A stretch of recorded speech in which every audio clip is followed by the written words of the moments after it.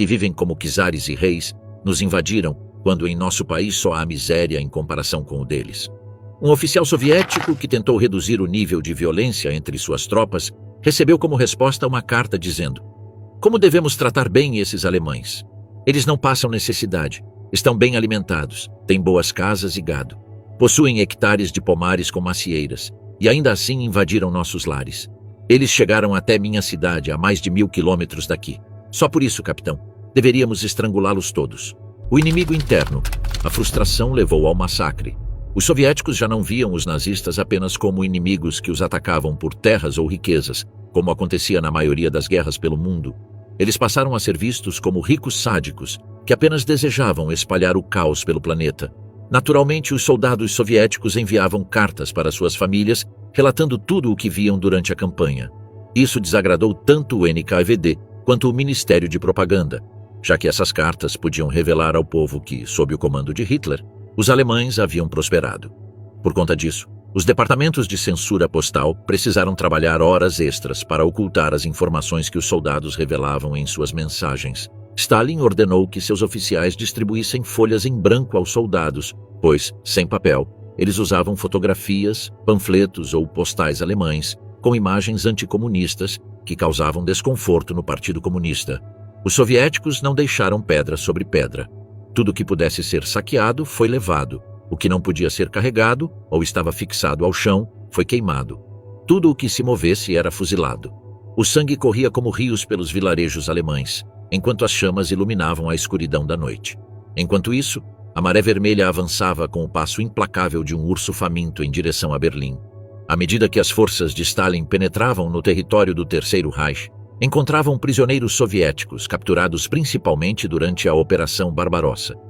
Esses prisioneiros estavam em condições variadas, como trabalhadores forçados em um deplorável estado de escravidão, prisioneiros de guerra, traidores que haviam mudado de lado ou simplesmente exilados, que agora trabalhavam voluntariamente, mas ainda em condições humilhantes para os alemães. Muitos desses soviéticos, homens e mulheres, relataram que o tratamento recebido pelos alemães era ruim, mas que o que receberam de seus próprios compatriotas foi ainda pior. Traidores eram executados imediatamente ao serem descobertos, sem nenhum vestígio de compaixão. Não importava se um soldado encontrava um antigo colega ou vizinho. Ele sabia que, se não disparasse contra o outro, seria ele quem levaria uma bala. Os oficiais não toleravam vacilos. Alguns homens que ainda podiam lutar e que passaram pelos interrogatórios receberam alimentação mínima e foram integrados ao Exército Vermelho, sendo enviados como carne de canhão à vanguarda da última ofensiva em direção a Berlim. No entanto, a grande maioria acabou novamente nos gulags após sobreviver à Grande Guerra. As mulheres soviéticas capturadas também sofreram um tratamento muito semelhante ao das alemãs, o que implica uma história ainda mais trágica que será abordada mais adiante. 30 anos após a última Grande Guerra, os alemães se viram novamente na posição de fugir de suas casas. Desta vez, eram eles que precisavam abandonar tudo e se lançar em uma marcha eterna em direção a Berlim, com um urso faminto os perseguindo incansavelmente. A decisão da liderança nazista de esconder a gravidade da situação não ajudou a preparar a população civil do Reich. Na maioria das vezes, eles só percebiam a chegada do Exército Vermelho quando viam as colunas de fumaça das casas queimadas no horizonte. Apesar de os noticiários afirmarem que as batalhas estavam ocorrendo nos arredores de Varsóvia e que as forças de Stalin estavam sendo contidas pela Wehrmacht na Polônia, a realidade era que as defesas da frente oriental haviam colapsado completamente.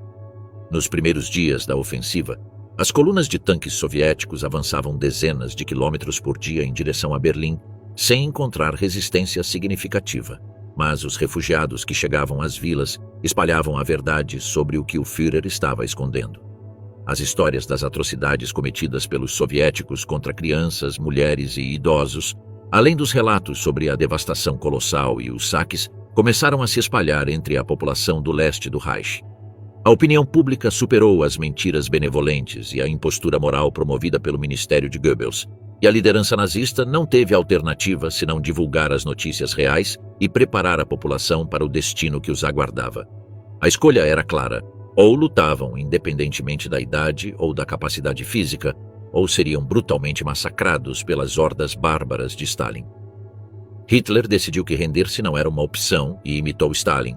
que no verão de 1942, em plena invasão da União Soviética, havia declarado a Ordem número 227, mais conhecida como o Edito Nenhum Passo Atrás, que obrigava os oficiais a fuzilar soldados que tentassem fugir ou se render no campo de batalha.